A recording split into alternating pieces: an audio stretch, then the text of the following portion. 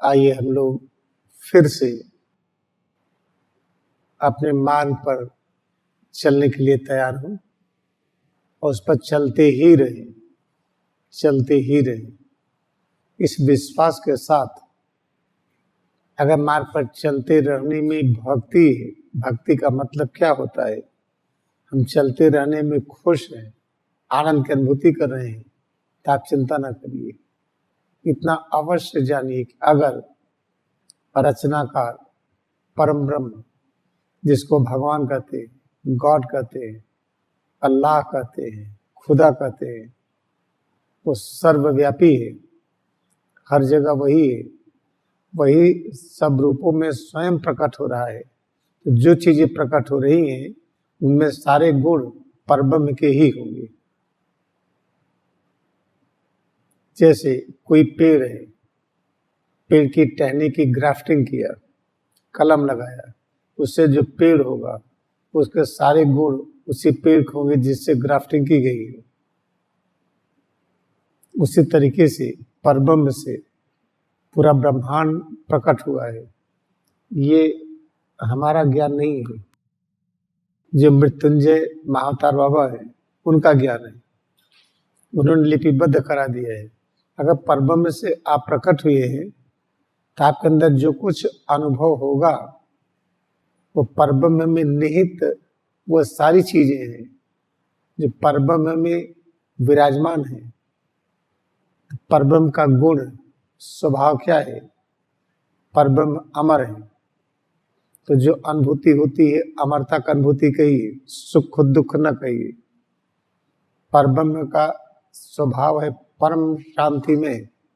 जब हम शांति की खोज करते हैं ना, सिर से पैर की उंगली तक परम शांति इस रूप में स्वयं विद्यमान है। परब्रह्म को कहते हैं अमर, तो जो अनुभव कर रहे हैं यही अमरता का अनुभूति है। परब्रह्म को कहते हैं परम आनंद, यही सिर से पैर की उंगली तक की अनुभूति परम आनंद है। परब्रह्म का स्वभाव है सर्वव्यापकता, तो सिर से पैर की उंगली तक जो अनुभव कर रहे हैं इसी में ब्रह्मांड इसी मिलेगा, सर्वव्यापकता की अनुभूति है। अगर इसको आप मान लिए और संकल्प लिए कि इसको मानेंगे, जब इसको हम चलो हमने मान लिया, हमने अभ्यास किया, सिर से पैर की उंगली तक अनुभव किया, यही है परब्रह्म का स्वभाव है सर्वज्ञता। सर्वज्ञता कहते संपूर्ण ज्ञान, यही अनुभूति ही सर्वज्ञता का अनुभूति है, संपूर्ण ज्ञान की उपस्थिति है। यही परम शांति है, यही परम आनंद है, यही अमृत की अनुभूति है। इसी अनुभूति में सब कुछ निहित है, क्योंकि यही सर्वव्यापकता का अनुभूति है। इसको आप छोड़िए मत, इसको करते जाइए। मान लिया आपको भोजन करना है, खाना खाना है, आप इस अभ्यास में लगे रहिए। भूख लगी या न लगी मन को पता नहीं, मन अंधा होता है। मन अंधा क्यों हुआ? परब्रह्म स्वयं अंधे मन के रूप में प्रकट हुई। अगर अंधा मन न होता तो पृथ्वी ट्रांसपेरेंट दिखाई पड़ती, तो आप चलते कैसे? पृथ्वी भारहीन दिखाई पड़ती, तो आप चलते कैसे? अगर मन अंधा न होता तो सिर से पैर की उंगली तक जो अनुभव होता है ये भारहीन होता, तो आप खड़े ही नहीं हो पाते। तो परब्रह्म का अंधे मन के रूप में होना आवश्यक है, वो रहेगा। तो इसकी वजह से मन को पता नहीं चलता कि भूख लगी है कि नहीं। हर 8 घंटे पर अगर भूख नहीं लगी है, हर 8 घंटे पर खाना खाइए, थोड़ा सा खाइए। तो खाना खाइए जो मैच्योर है।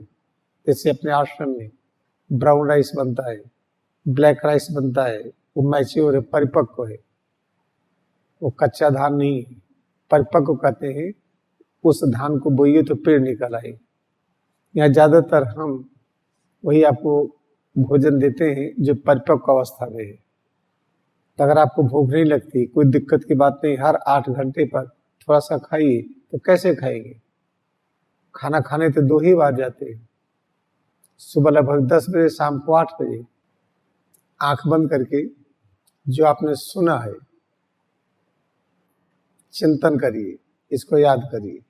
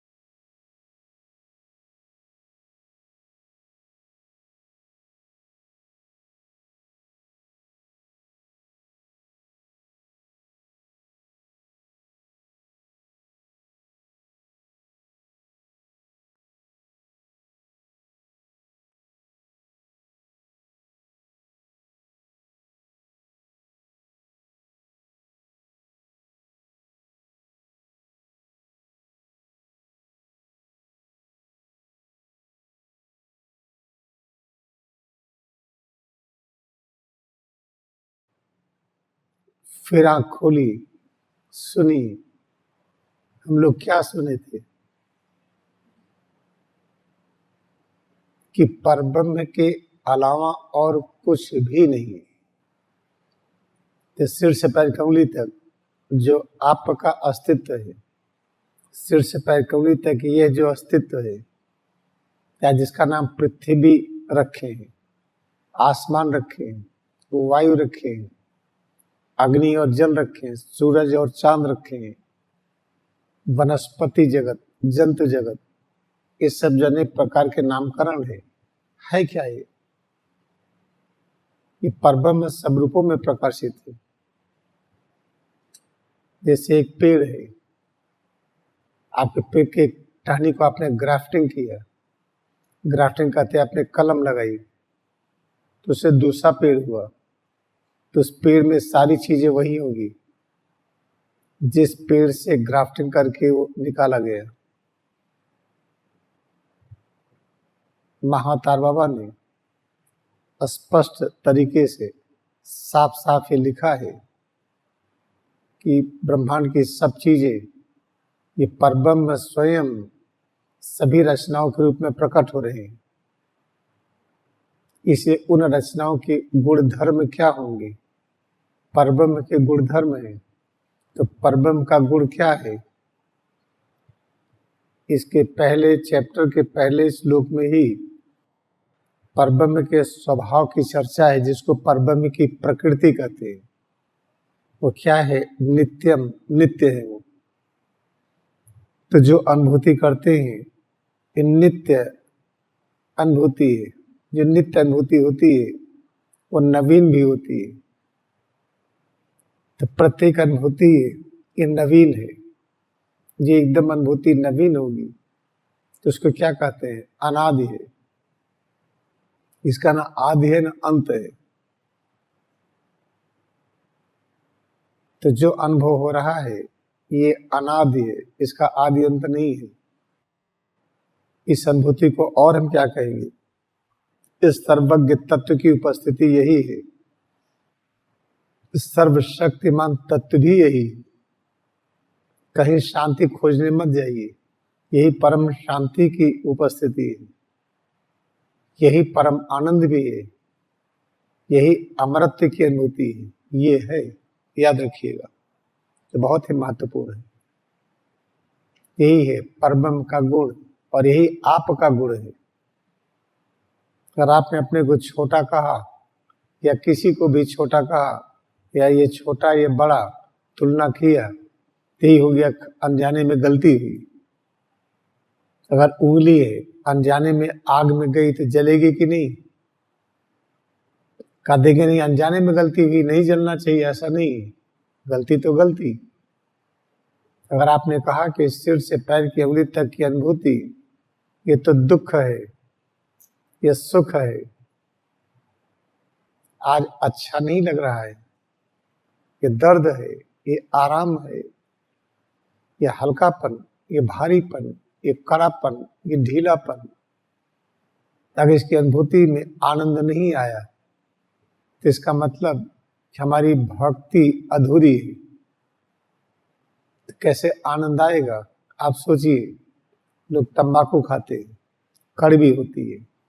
जो पहली बार तंबाकू खाता है तुरंत इसको थूक देता है। अरे कैसे लोग खाते हैं? लेकिन बार बार खाते खाते उसकी आदत हो जाती है, फिर तंबाकू खाने से उनको शांति मिलती है। ऐसे जो पीता है सिगरेट, जो पहली बार पीता खांसी आती है, आश्चर्य होता है कैसे लोग पी रहे हैं। बार बार पीते पीते वो चेन स्मोकर हो जाता है। जो पहली बार शराब पीता है उसको अच्छा नहीं लगता, उसकी नशा भी अच्छी नहीं लगती। बार बार पीते पीते अल्कोहलिक हो जाता है।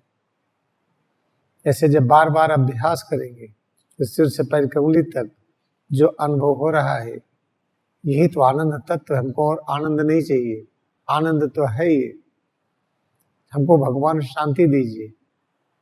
ये आप गलत मापदंड है, जो आप याचना कर रहे गलत है। सिर से पैर की उंगली तक जो अनुभव हो रहा है, यही परम शांति तत्व है, यही परम आनंद है, संपूर्ण ज्ञान की अनुभूति यही है, यही अमरता की अनुभूति है। इसी अनुभूति में पूरा ब्रह्मांड समाहित है। इसे इस अनुभूति को जब प्रेम से स्वीकार करते हैं तो सर्वव्यापकता की अनुभूति है। जो सोचेंगे वही होगा। चल पड़े जिधर दूर डगमग, चल पड़े कोटि पग उसी और महात्मा गांधी के लिए निरंतर इसी भावना विचार के साथ रहते थे वो। और उसी समय अनेक लोग थे और लोग आवाज करते थे, कोई इकट्ठा नहीं होता था। महात्मा गांधी आवाज करते थे, पूरा देश आ जाता था।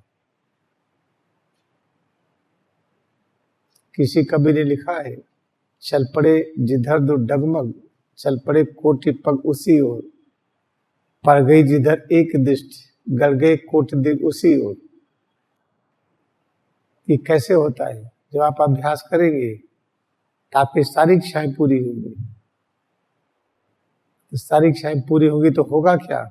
लड़ाई झगड़े बंद हो जाएंगे अपने अंदर, परिवार में, समाज में, राष्ट्र में, और पूरा राष्ट्रीय परिवर्तन हो जाएगा। आज से संकल्प लीजिए, ये अभ्यास करते जाइए जितना समझ में आ जाए, और फिर अभ्यास करेंगे आप।